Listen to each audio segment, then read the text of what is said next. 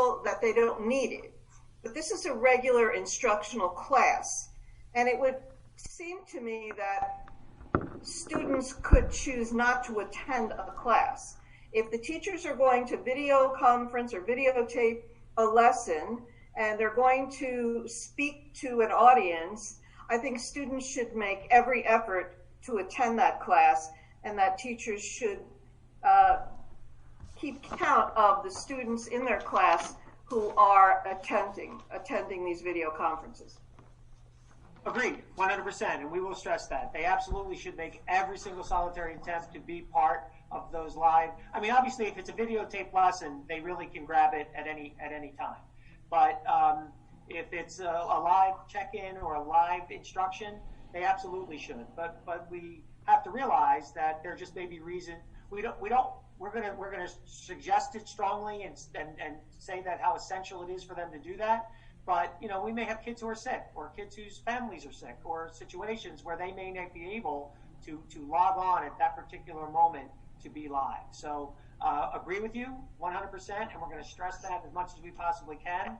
But we can't, to mandate it would be difficult, because we just don't know of the factors that are going on in every single solitary household that may prevent someone from being there at that exact moment.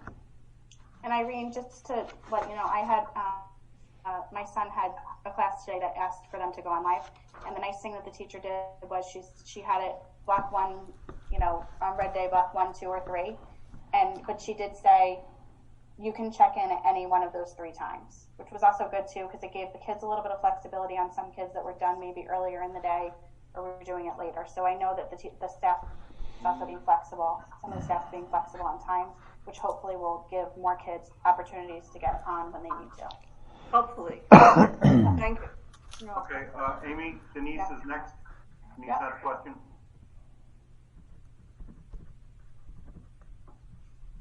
Can you hear me? Yep. Yeah. Okay. Jim, you mentioned that the number of students is coming down that, were MIA before. My question is, how many are left?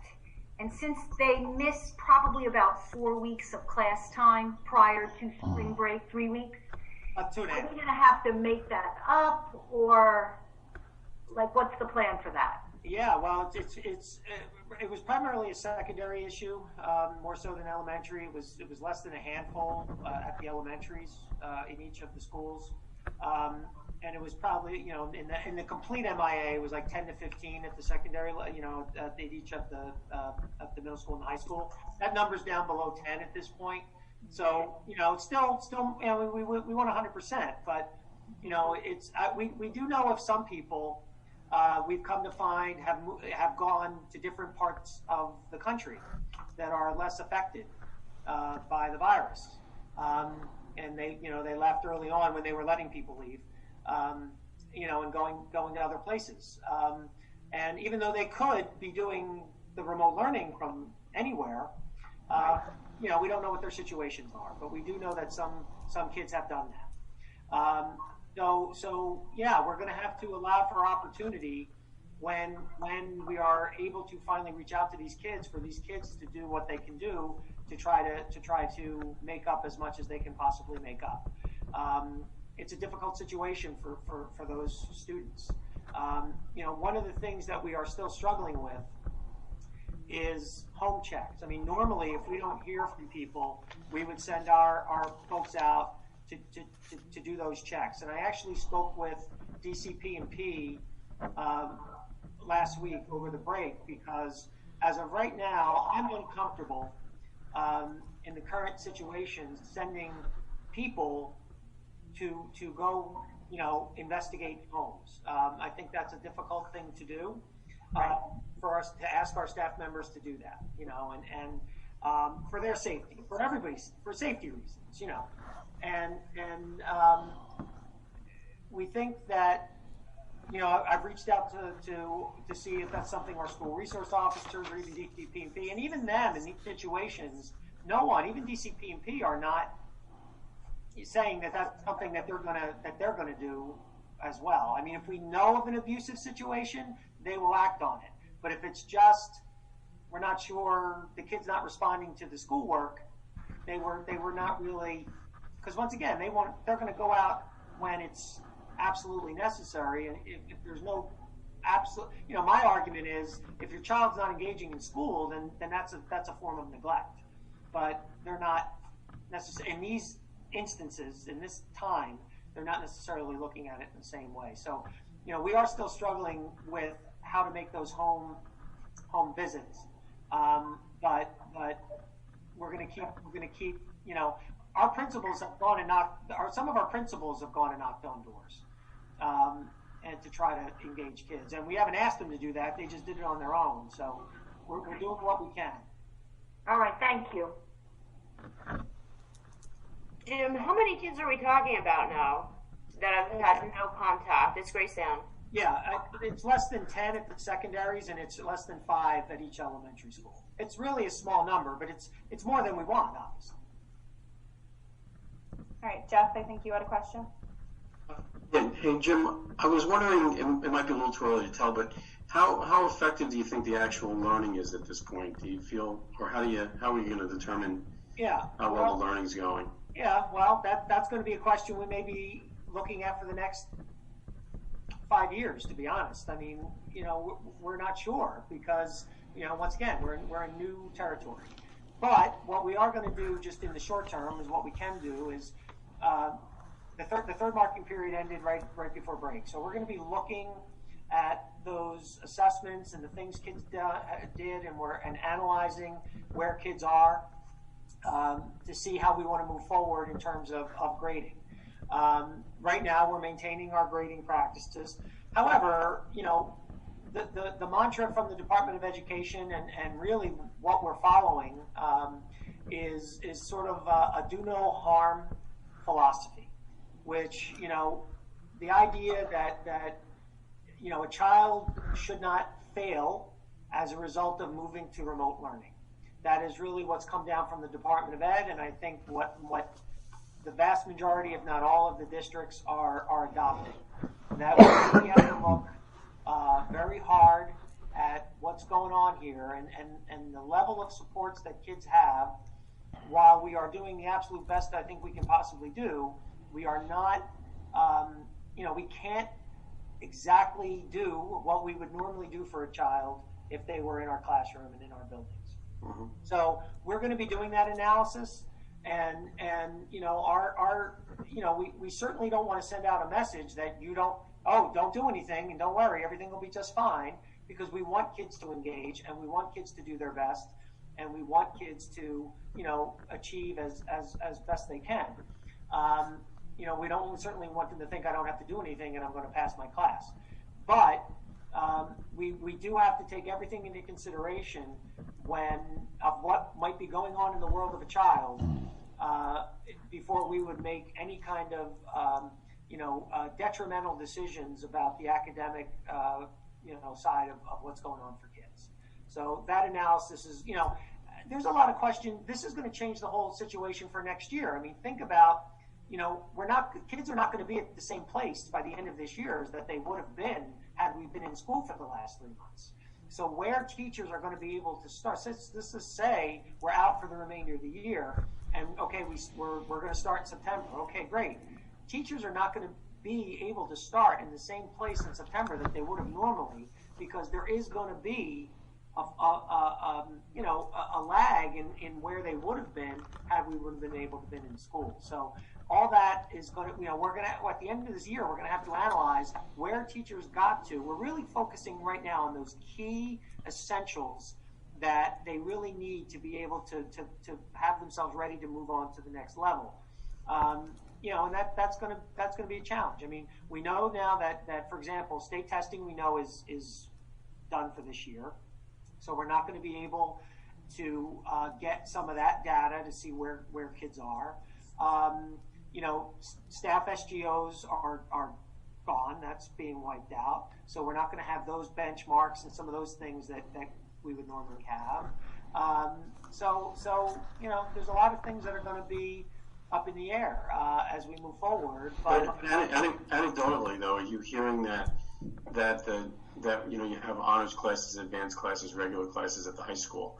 Anecdotally, are you hearing that that the work that they're submitting is on par with what they have been submitting before? I think teachers absolutely are doing the best they can to deliver that instruction as they were before. No doubt. I mean, I'm living it. I will tell you, I don't just hear it anecdotally. I see it every day when I go home, and I can tell you that you know, I do absolutely think that our staff is doing everything they can to maintain you know, rigor and accountability, but at the same time, you know, instituting a very high level of patience and flexibility with kids. And that's what we've asked them to do.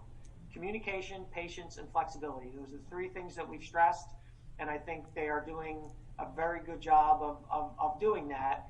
And you know, when this is all over, there's going to have to be a postmortem and see where everything kind of flushes out. I mean, it's really I don't want to say make it up as we go along, but in some ways it's kind of making it up as we go along, because it really truly is a completely different paradigm. You know, I mean, if anybody at the beginning of the year would have walked up and said, hey, here's what we're going to do. Half the year we're going to teach regular, and then we're going to move to a completely online platform, everybody would have said we were crazy. You know, that would never happen. Not only did it happen, it happened over a weekend without a lot of notice. So, you know, I think there's going to be a lot of trial and error and a lot of hit and miss. But there's not a doubt in my mind that our staff is doing everything they can to keep our kids on point and to you know, help them get through. Like AP exams are going to happen, for example. That is one testing that is going to happen. They're going to be different. They're going to be at home. They're going to be a modified version. You know, we'll see. It's a different. SATs are being canceled all over the place. You know, so this is going to have ripple effects for years to come. And some of those things that are going to come out of this, I think, are going to be really good. And I hope we stick with them philosophically.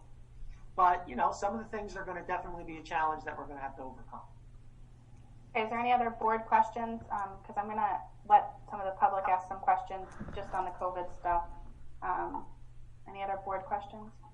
I just have a quick question about, are any truancy notices going out to the students that have had no contact just to see if they would engage or reply? We haven't yet, but that is something that we are talking about for kids who have been completely MIA. Not so much truancy, but you know, more like very strongly worded letters that say, because you know, the guidance from the state is really that that attendance, you know, is you know, you're present, kind of. That's their guidance. But obviously we are taking greater accountability in terms of every staff member is reaching out to us if their kids are not responding. So we know the kids who are not responding. You know, we haven't gone that route yet, but that is something that we are contemplating. Yes. All right, Jim. One of the questions from one of our Boy Scouts, Mateo Burgos' house, which I believe you pretty much just covered, but just to reiterate it so his question gets asked. Okay. Are the elementary schools going to a pass-fail grading system? No grading? Not at this time. Okay.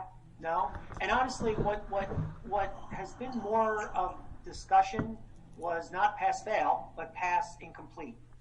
Okay. Some districts are doing that. You know, elementary, you know, not till you get to the higher grades do we really start even giving numerical grades. So, you know, it's really more about feedback and that kind of thing. So at this time, we don't think that we need to do that, but it's fluid, and we'll see if that's something that is, as we get closer, you know, as we analyze third marking period and get into fourth marking period, we'll see if that's something that we think is needed. Once again, we don't want to have any child hurt by this situation. So the idea of pass-fail, I think I can say clearly would not happen. The biggest thing we would probably do would be like a pass incomplete, but I'm not saying we're even doing that. So we'll see how it goes. Okay. All right, Mr. Dietrich, I'm going to turn it over to you. Whether you want to ask or you want to unmute people, that's entirely up to you. Sure. I think Alex Hayes had a question. Did she come back online? She was off. Oh, there she is. Alex, if you want to go ahead and ask your question, you're not on mute.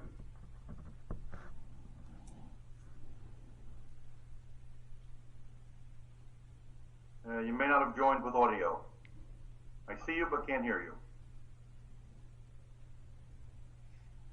Okay, while she's fixing that, we did have a question from Cindy White. Cindy, I'm going to unmute you if you want to go ahead and ask. Hi, sorry it's a little loud here. That's okay. So I'm just trying to find my question. Oh, I'm piggybacking to the BCB and behaviorist discussion, and the contact has been minimal to the families who really need the services. And the missing piece here is that these families have also lost community services through this lockdown, this community lockdown. And they're the families who really need the services and the outreach. And I was hopeful that we as a district could possibly implement some sort of outreach to these families to make sure that they are getting things that they may need or not think that they need, or the additional support that they may require. Okay. Yeah, what I can say is, like I said, I've seen reports from BCBA and behaviorists in terms of reach out that they have had. However, absolutely, if something's not happening, then we want to address that. And we want to fix that. So, Cindy, I forwarded that question to Jen Zona, so I can have her reach out to you tomorrow and discuss the specifics in your situation, but I know your question is more global than just for you, so we'll address that. Thank you. We'll address that and address that as we move forward. And just to be aware, it is a global question. It's something that I've been having with legislators at the county and state level, also for the special education community. Sounds good. Okay. I have. Do you have other questions, Jim, or no? Yes. Alex Hayes has one. I'm going to take her off mute. Go ahead, Alex. Hi, sorry about that. My laptop died, so I was off for a few minutes there. I see on the breakdown of the survey participants, it doesn't break it down on per school in terms of what parents thought was too much, was it not enough? Is there a way to get that? It does, actually. It's on there. I didn't see that. No. Yeah, the amount of work. It's on there. Yeah, but it's not per school. Yes, it is. Hold on. I just had it pulled up and I didn't see it. Okay, so it has it for all 5 schools? Yeah, district and then each of the schools. Okay, I must have missed the whole column then. And then what out of the 800, so apologies for that. That's okay. Out of the 865 responses, how many of those were to the Spanish language survey? We did not get any responses on the Spanish survey, unfortunately. Not one. Not one. Okay, that's interesting. Yeah. Does that point to a greater outreach effort that I don't think so. I mean, obviously we would have liked to have gotten some responses there, but our ESL staff, along with our ESL supervisor, have been reaching out directly to our ESL families, and so that contact has been happening and is ongoing. So we are definitely reaching out to those folks. Okay. Okay. I have Cindy from the questions you emailed me today. Would you like me to ask them, or I guess I can ask them for her. The first question is, what protections are being put into place for FERPA and HIPAA regulations during video therapies in classrooms? Yeah. Well, in our school, FERPA is what we follow. It's not really a HIPAA situation. It's more of a FERPA. Okay. And I mean, obviously, we do the best we can with the video platforms. We have asked our teachers to not take pictures of when they do a Zoom and then post that on Twitter, because there can be names and things that are visible, and faces. I mean, teachers have sort of smiley-faced faces, but sometimes the names are still up there. So we've asked them not to do that. It's very difficult to, obviously, if you're doing a Zoom with younger children, it's hard for them to be doing that on their own without some kind of, once again, I'll use the word Zoom, but it could be any platform. it's the parents are often involved because it's Right. hard for the younger ones to be able to navigate it. It's difficult. It's difficult to ensure as close to what you would want to, the privacy you would want to ensure as if you were in school. It's just difficult because even if a child's in the screen, you don't know who's standing behind or off to the side.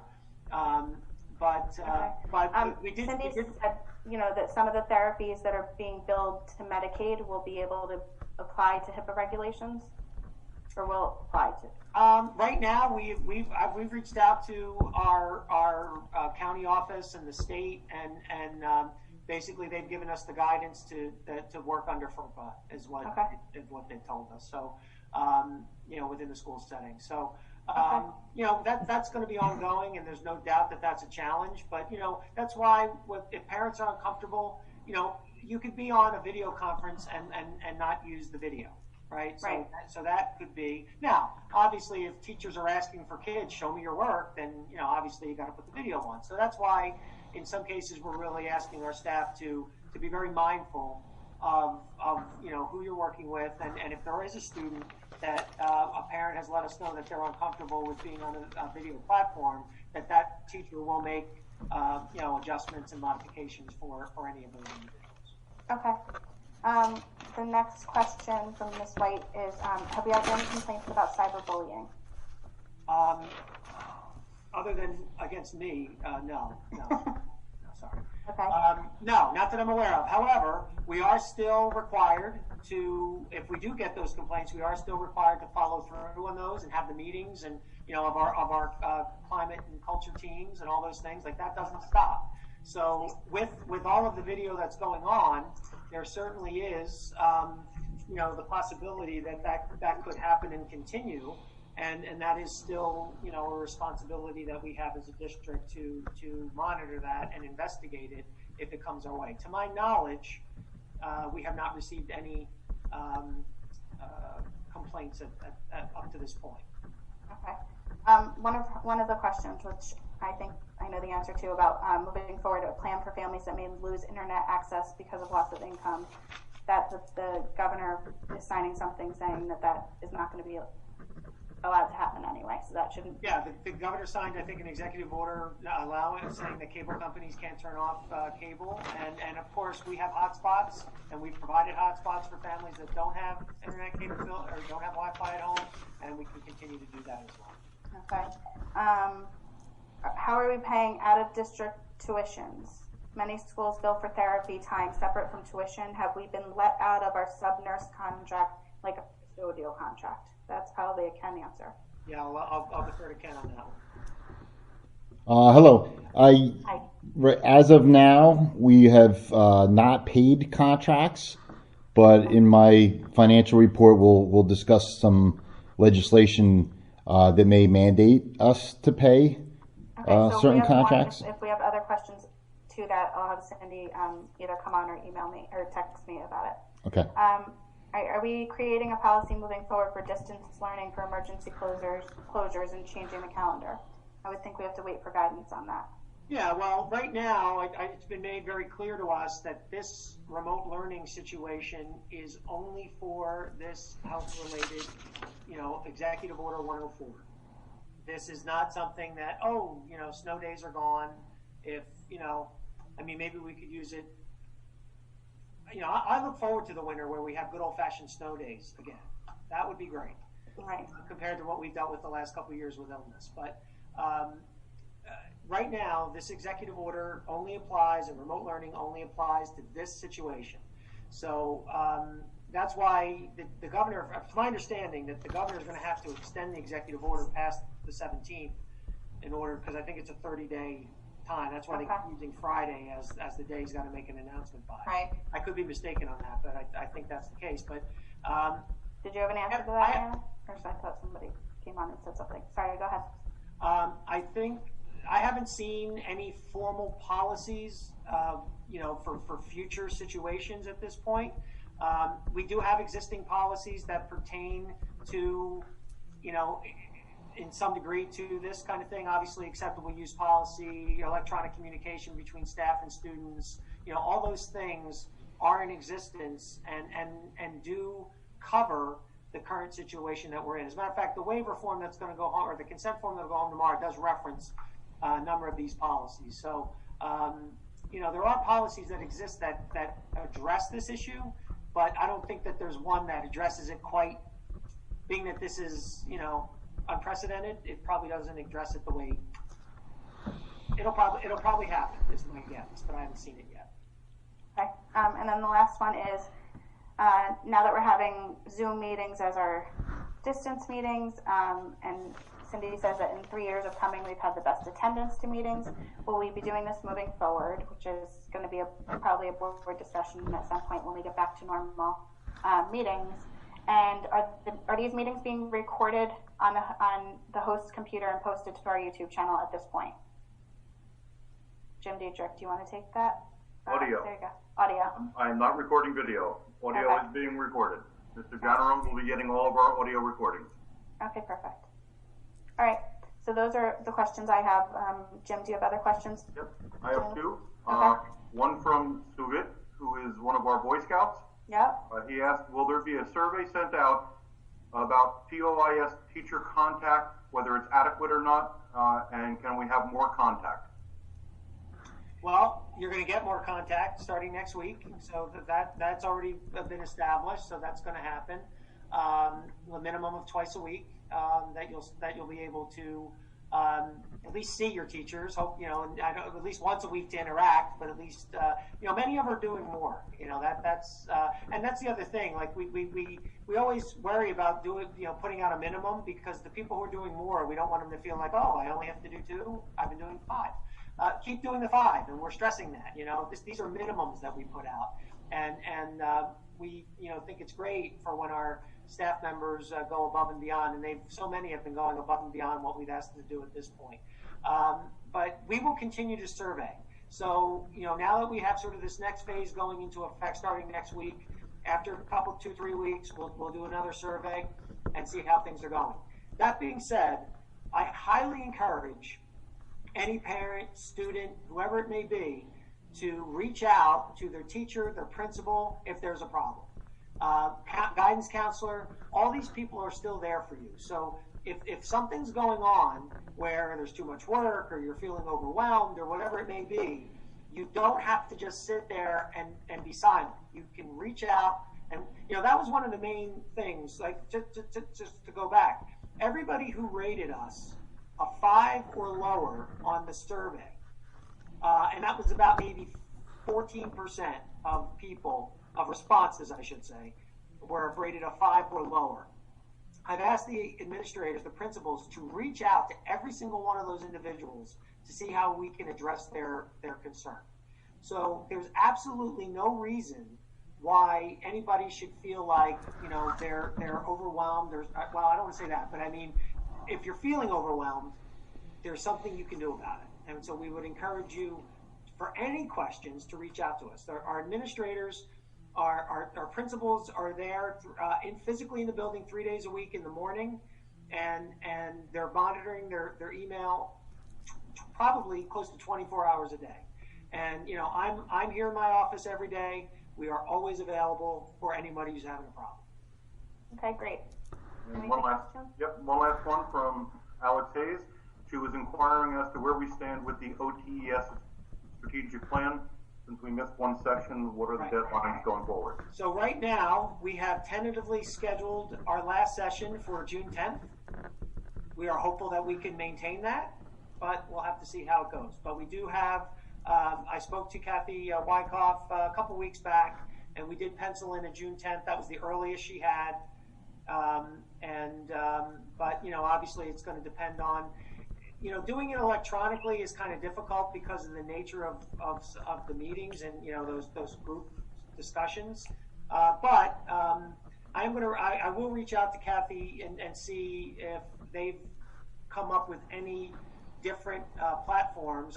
They meaning school boards that could facilitate something like that. If believe me, I would rather have it than not have it. So if we can facilitate it in some way, then we will definitely look to have it sooner than later. Okay. maybe, I mean, I don't know if it's a possibility to say it, but maybe if we set up, if you knew you were going to have 7 groups, you could set up 7 Zoom conferences, start in one, and then people could go out to the other 7. Yeah, it's possible. Like I said, I'll talk with Kathy and see what they're doing. And Jim, the last thing was, for the average time working on the survey, Alex was asking, can we get that broken down from the survey for the elementaries? What's that? I'm sorry, say that again? The average time working? Average time working. Yeah, I didn't do that breakout by elementary, but we can. Okay, that's it. All right. I mean, what I saw was that the elementaries are more in that 0 to 2, 2 to 4, and the secondaries were more in that 4 plus on average. But I can do the breakdown, sure. Jim, there was one piece to Alex's asking with the strategic delay, how does that affect next year, assuming that some of what we were going to accomplish with the strategic plan would take effect next year? Is there going to be a delay in that? Well, we're hopeful. We're hopeful. No, I mean, there may be a way that if we can't finish it June 10th, maybe we could finish it electronically, or we can finish it in the summer. I mean, I know it's tougher, but we may want to do that, or the very beginning of the school year, so we can put things into effect. So we're going to do everything we can to make sure that we're ready to roll as close to September 1 as possible with the plan. Yeah, we haven't forgotten about that, but it's just, Right. All right. So we'll move on to Ken, to our school business administrator's report. Hello. Hi. Hi. Just wanted to add to Dr. Stefankowitz regarding the food service for a second before I move on to the financial discussion. But just to add a few things, and for the board and the public, if in board docs, if you look to the section, and I think Mr. Dietrich has it up in the screen share, where there are a couple attachments there, a couple pictures, and also a summary that of course our food service provider did for us that shows about there were 7,490 meals that were served so far, and some other statistics that she put together in there, and then the pictures show some future items that are going out. So there's not just sandwiches, and some of the board members had requested, if we could do hot or things that could be heated up. Of course, we can't do hot. We can't serve hot meals, of course, because of the preparation and Department of Health type things. But there are things that with instructions that a family could put into a microwave and could heat up.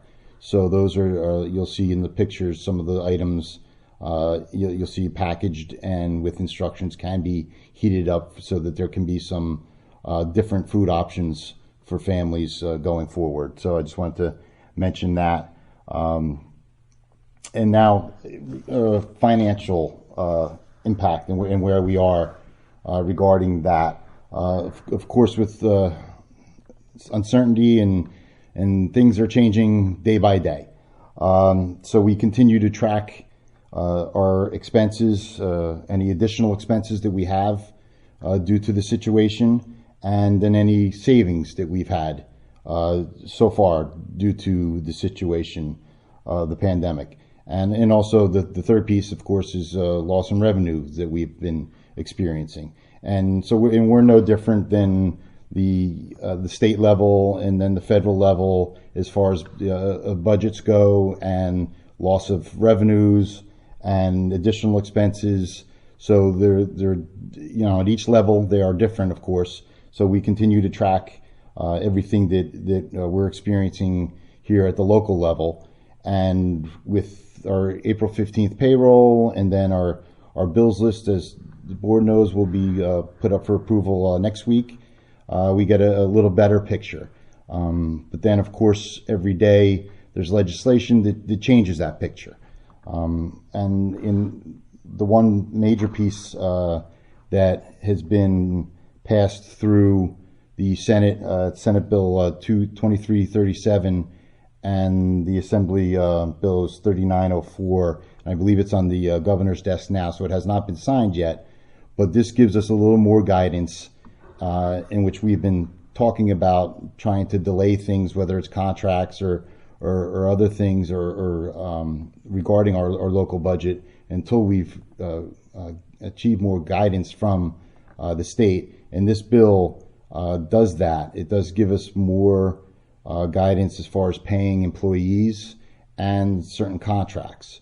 So, and I think there was a question from the public earlier regarding some contracts that are not being performed. The services are not currently being performed, and some of this legislation that I just mentioned would mandate that we pay those providers, the service providers. Now, there is some room that we can negotiate some of their fixed costs, and there's some language in there that we have to try to figure out as to how, if we can reduce those contracts.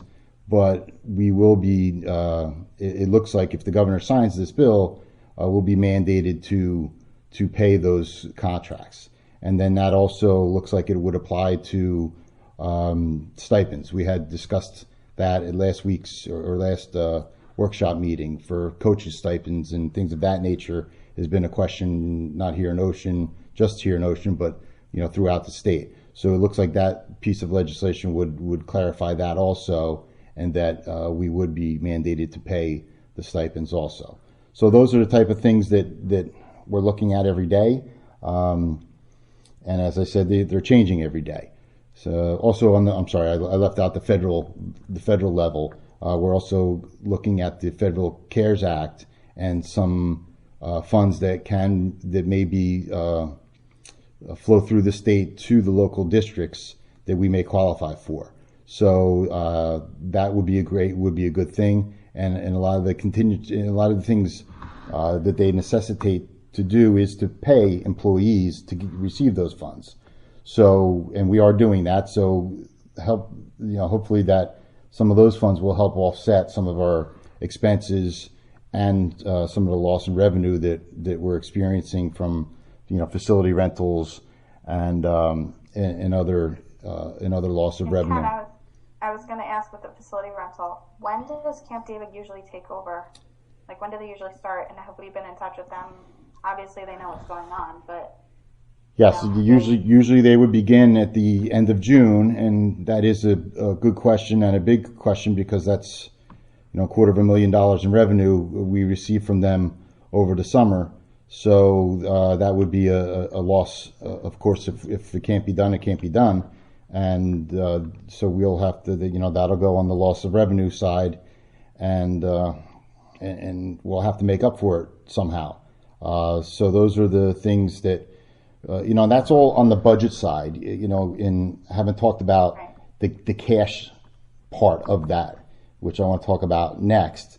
The cash part is, as the concerns can be, as people pay their, how we're funded, and we all know this from our budget presentations, about 85% of our district's revenues that support our expenses are from the taxpayer. So, and about 10%, or just less than 10% now, and of course keeps going down, is state aid as far as revenues go. So those are the two major revenue sources for the district. So cash-wise, even though they have not said that we're going to receive less state aid or less payments from the municipality, which of course is how we receive the tax payments from the individual property owners, taxpayers. Even though they're not saying we're going to receive less, there are bills and there is talk about delaying them. So both state aid, they've delayed the state budget to September 30th, and there have not been any concrete answers as to how we're going to be receiving state aid from July to that September 30th time period. And then, of course, the bigger issue for us, since we receive much more in support from the taxpayer than from the state, is tax bills, and the municipality pays over to us for the taxes they can only pay over what they receive from the taxpayer. Now, there's a bill out there now that allows the municipality to delay that tax payment to the school district. That is not passed yet, but if it does, or if the municipality, in their May 1st quarterly tax bills does not receive the revenue that they're usually receiving from the taxpayers, can they pay it over to us so that we can continue to meet payroll? So that's where it's a cash concern, in which we're also tracking that every day as to whether we're going to be able to make payroll as this year goes on. And as Dr. Stefankiewicz said, Governor Murphy, he said by Friday he would give us an update as far as the school closing goes, so we may know if this is until the end of the year, or we may know that it's for a little bit longer, and then they're going to decide, make another decision later. We're not really sure. But, I'm a little worried about whether the cash side of it, with the delays, if there's a delay in tax payment, a delay in state aid, as to whether we're going to be solvent and be able to make payroll to the end of the year. So those are a lot of the things that are going on the financial side of it right now, and I don't have good answers for any of it right now, but to say we're going to keep tracking it and watching it, and we'll talk again next week and go from there. Our situation is not any different than any other district, right? Absolutely, very good point. Yes, we are the same. The legislation will be for all school districts in the state of New Jersey. Now, we're a little different because there are some differences, of course, because some school districts are much more reliant on state aid and versus the tax payments. So we are not funded very well from the state. So of course that 85% is reliant on the taxpayer. So that really will be more impacted as to what happens with the legislation around that in the municipality and how they can pay over the tax bills, the revenue from the taxpayer. Right. If I can jump on that though for a second, it is a little different because there are some districts who have furloughed employees, large numbers of employees, based on certain categories. So we haven't done that, and we've made a decision that we were going to look to maintain salary and benefits for everyone. So there's a little bit of a difference that some districts have lessened their salary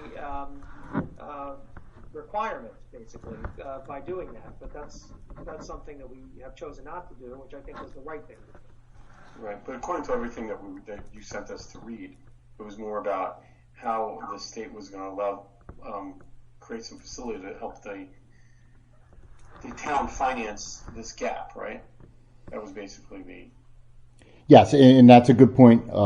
In Finance 8.2, I believe it is the resolution from New Jersey school boards opposing the legislation we just spoke about that would enable the municipality to delay tax payments over to the school district if they have issues with tax collection on their side, and what could be done. And if you look at the resolution, the groups the school board groups are advocating that it should be on the township side, where they could go to tax anticipation notes or do what they would need to do as far as borrowing to handle any reduction in tax payments and not put it on to the school district. So that's a lot of what that resolution says, and which we can discuss now or we can discuss when we get to finance. But this is the resolution that school boards have provided us to discuss and possibly to pass, and we could either do that this meeting or next meeting if there's more discussion that's needed. Okay. All right, is that everything from both of you, from your reports, Ken and Jim? Okay. All right, so we're going to move into the first set of public comments regarding any agenda item. So all motions. I'm sorry? Ken, did you have something you wanted to say? I'm sorry. I did forget one thing. I looked at my notes, and just we are still on track for the 2021 budget. There have been no changes from the county or the state, so that's something that we will continue to talk about up until the 28th public hearing on the budget for the 2021 budget. Everything we've been talking about so far is really about the current year budget, the 2019-2020 budget. So hopefully we'll have more guidance as we go along with that also. Is that it? Yes. All right. So all motions are posted on the bulletin board and the school district website. At this point in the meeting, we'll now conduct the first of 2 public comment sessions. The first session will be open for public comments on agenda items only. The second session will be at the end of the meeting and can be for any topic. Would anyone from the public like to comment on any agenda item at this time? Jim Dietrich, anything? I have 2 on behalf of Alex Hayes. Okay. First one's loosely comes to the agenda, but second definitely is. Any delays that we're aware of for the Recreation Department, Project Extend, summer camp start, or program changes? And then she also asked, what about summer school? I think we're delays that we know of right now, not necessarily, but I think it's all sort of up in the air. We don't know what the situation is going to be in terms of social distancing and the requirements. Are they going to relax? How many people can be together at one time? Summer school, at the high school, we do much of it virtually right now, so that may not be impacted as greatly. But yeah, many of our summer programs right now are a little bit on hold because it's going to depend on, what the guidelines are in terms of how many people can be together, and if something comes out that says schools don't operate till September, then that's going to, I'm not saying that's what it's going to be, but that's obviously going to impact what we can do in the summer.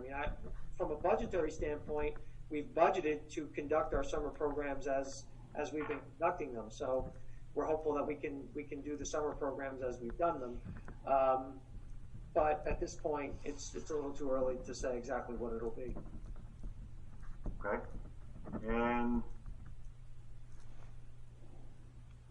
let's see here. The other one is, you asked parents to plead with lawmakers over school funding earlier this year. Will you want us to do this again in an official request from the school district or a blitz campaign like before? What can parents do or say to lawmakers? I would say we certainly could do that if that's something that we'd like to do. Right now, we weren't necessarily going that direction just because of everything that's kind of been going on, but a lot of people just have a lot that they're dealing with, but if there's a consensus that you want us to send something out to do something like that, then we certainly could. And that's all I have, Madam President. That's it. Okay. So we're going to move to action items. So, Dr. Marshall, can you please move the minutes? Thank you. I move to approve the following minutes in accordance with Board of Education bylaws number 168. These are the work meeting and executive session meeting minutes of March 31st, 2020. Can I have a second, please? Second. Any comments or corrections on the March 31st minutes? Seeing none? Ken? Okay, all in favor? Aye. Anyone opposed? Any abstentions? Okay, the motion carries. Okay, moving on to financial management. Ms. Gilman. Hold on, Irene, we can't hear you yet.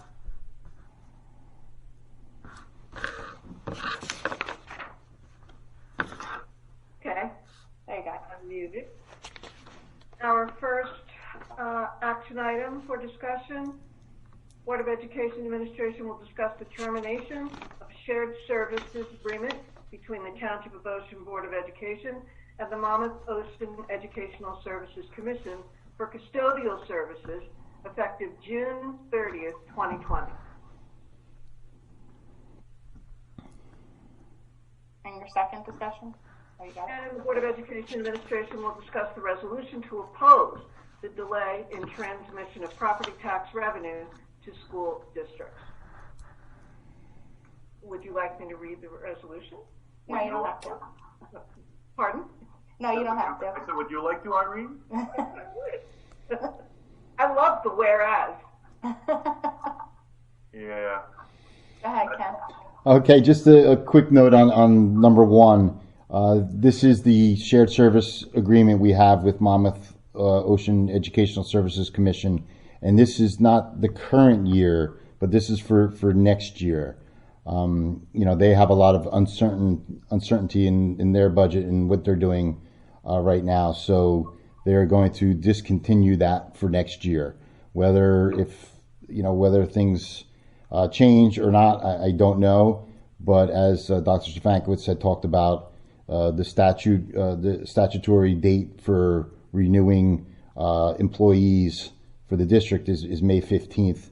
So this is an employee of ours in which we then subcontract actually out to, where we share services to the Ed Services Commission, and then they pay us an administrative fee for handling that employee. So we'll no longer earn that administrative fee, and we will have to non-renew that employee for next year. So that's where we are with that. 8.2, I think. We talked about 8.2. Yeah, we talked about. So if there are any questions, we can put that on for approval next week. So any questions on either of the two? Nope. Can I just add one thing, and this kind of gets back to Alex's question from earlier. One of the things that I struggle with a little bit is, asking parents to kind of call the legislature about this and send something out when a good number of our parents may be in a situation where they will have trouble paying their property taxes. I think it creates it creates a difficult situation. I don't know. To me, I think the lobbying, we can do the lobbying in this situation. I wouldn't want to. I agree. Create that sort of dynamic. Okay. But I mean, if the board feels differently, that's fine. I'm just giving you my. I just think we're just in it with so many other districts like us, right? So the formula of the state aid might be different, or the taxes might be different, because everybody has a similar problem, right? Right. We don't have to put this on for next week if the consensus of the board is this isn't something you would want to entertain. No, my comment was more about just like the phone blitz situation. It wasn't as I'm okay with the resolution. I just don't know if we want to phone blitz it like we've done. Well, Ken, do you feel like this needs to be done sooner than later? I mean, is everybody, all the other districts, all trying to get this thing together at the same time? Yeah, a number have already passed it. So. Janice may know better than I as far as the speed of the bill. To me, it hasn't gone. Yeah, since this, there's still not a Senate companion for this. I checked earlier today. It passed the Assembly, but there still isn't a Senate companion. So I think we have a little bit of time, and I could, keep an eye on that too. I've seen that at least in discussions of a Senate companion bill, there was discussion of a lot of modification. That if it in fact did happen, that the other provisions would be put in. I think Senator Sweeney was promoting this, that other provisions would be put in to allow districts to then tap into other surplus sources that they wouldn't be allowed to normally tap in for things like salary and benefits and things like that. So.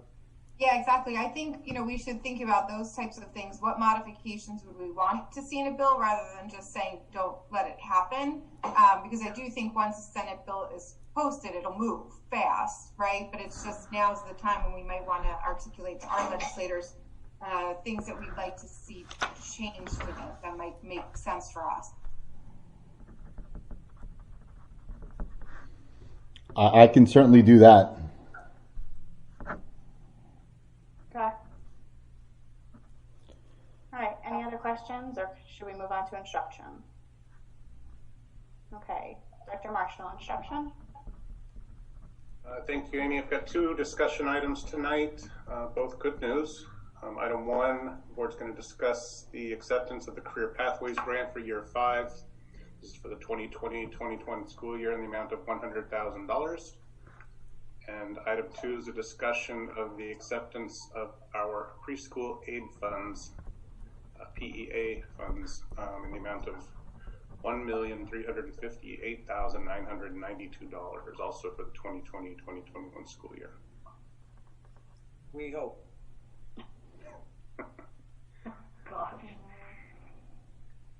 Yeah, I mean, these are our grants. We did get approval, and formally.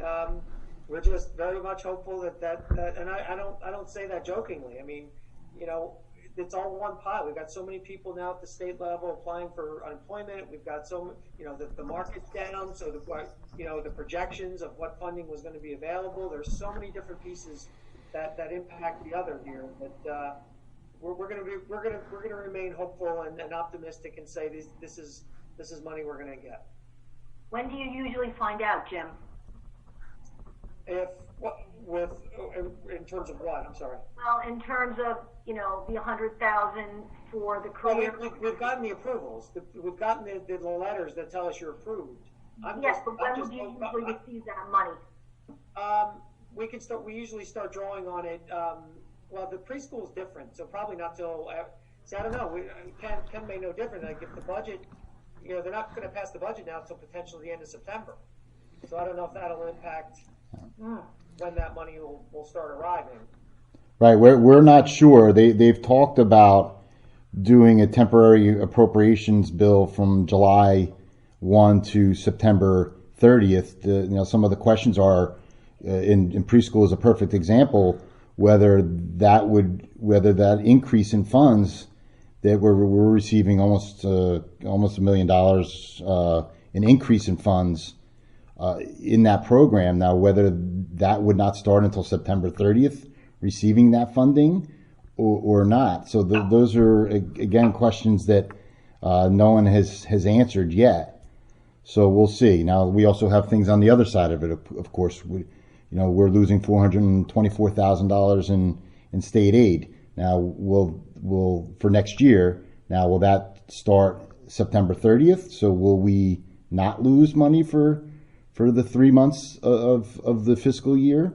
So these are all questions that no one knows. I don't think, and I think it was said before. I think some of these things are being made up as they go along because of the circumstances. Ken, is it possible that when you do the bills list next week for the meeting that you can maybe highlight just some of this? I mean, I know we're paying a lot out, but we have to be saving money on some of the things that we're not doing right now, right? Are there things that, even if it's electricity or what, I don't know, but just maybe if there's things that we are saving money on, to just maybe highlight it somewhere? Yeah, sure, absolutely. And energy is definitely one of them. We're utilizing our night setbacks, so we will definitely be saving energy. So that's one of the things on the good side that we're experiencing. Okay, so moving on to personnel, Ms. Parlamas. Yes, I'd like to make a motion to move items numbers 10.1 and 10.2. Do I have a second? Second. Ken? I'm sorry, was that Mr. Dietrich for the second? Yes. Okay. I believe it was it Jim or Jeff? It was Jim because he was unmuted. Okay. Okay, Mr. Dietrich. Yes. This is 10.1, 10.2. Mrs. Fuller. Yes. Mrs. Gilman. Yes. Mr. Haddon. Yes. Dr. Marshall. Yes. Mrs. Parlamas. Yes. Mrs. Tallarico. Yes. Mr. Weinstein. Yes. And Mrs. McGovern. Yes. Okay, we have 9 affirmatives. The motion carries. Okay, do I have any old business from the board? Any new business from the board? No? Yes. Yes? Go ahead. I had sent you a mail about who this director is in charge of the delay, and you said perhaps Ken might know the tax delay. The director of the Division of Local Government Services at the Department of Community Affairs. Who is this person that's going to be controlling whether or not the taxes will be delayed? Is that on the local level, the county level, the state level? I'm not exactly sure what you're referring to, but the Division of Local Government Services, they would interpret any of the any law that was just passed. So they would interpret that for the state. So it's a statewide, I think that was your question, and it would only be interpreting any legislative action that would be taken. Okay, maybe I read that wrong.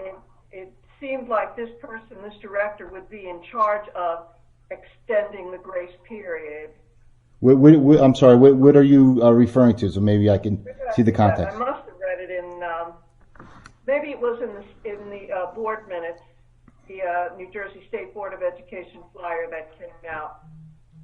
I'll have to go back and look that up again, but Director of the Division of Local Government Services at the Department of Community Affairs extends the grace period. Yeah, in the letter, Irene, but that's only if that's as dictated in the legislation. So that's the office that carries it out, but it would only be in the event that the legislation is passed and signed by the governor. Okay. Right. And it is someone on the state level then? Yes. Okay. Thank you. You're welcome. Any other comments from the board? No? Okay, is there any public comment on any item at this time?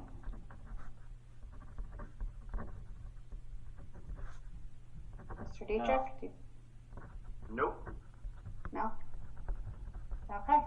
I want to thank everyone for coming tonight, and especially our Boy Scouts, or Cub Scouts, I'm sorry, not Boy or Cub, Boy Scouts, sorry. Troop 70 from Oakhurst, that's what I know. I just want to thank you all for coming this evening, and I'm looking to see if we have an emotion to adjourn. Make a motion. Second. Second? Perfect. It was Jeff and then Jim. Thank you. Good night, everybody. Good night, everybody. Good night. Good night. Hey, Ken.